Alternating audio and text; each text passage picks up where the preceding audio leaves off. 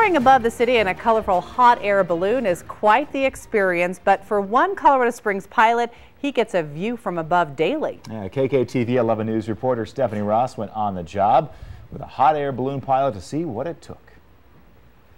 Well, today we are on the job with Greg Wellens with Adventures Out West, who's going to show us how to pilot a hot air balloon. And the first step, tipping over the basket. All right, pull that over there.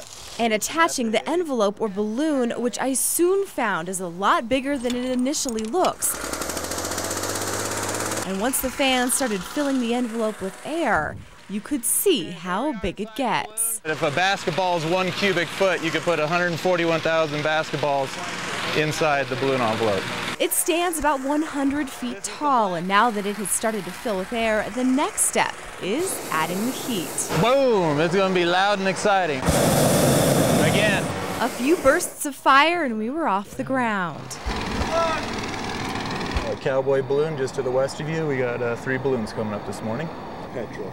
It was a very smooth takeoff, and before we knew it, we were thousands of feet in the air. We'll see if we can't get up to maybe 8 or 9, 10,000 feet here this morning. And taking in quite the view. Be pointing out the Garden of the Gods over here, downtown Colorado Springs. We have Pikes Peak. There are only 3,000 hot air balloon pilots in the country, and I was lucky enough to be given lessons by Greg, who's been flying for years. You know, I like the mornings. I like being out here. I don't like getting up early, but once you're out here, it's great. The sunrises, the meadowlarks are singing in the field. After floating over fields, homes, and lakes, either they're babies or they don't want to fly. It was time to come down. The impact's going to be a bit stronger than you might expect, and we might bounce a couple of times.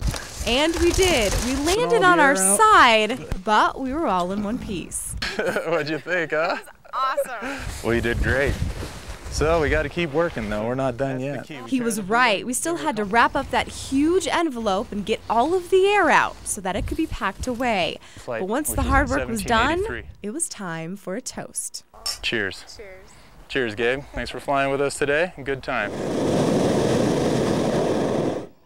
Wow, what a gorgeous morning for a flight, too. Beautiful views, the mountains and the lake. Yeah, well, a huge thank you to Adventures Out West, who instructed Stephanie on flying that big balloon. Their family has been flying, by the way, for 35 years in Colorado Springs, so lots of experience. And what would that flight be without a toast? You got to do that at the end. We made it. Yeah, 5:47 right now.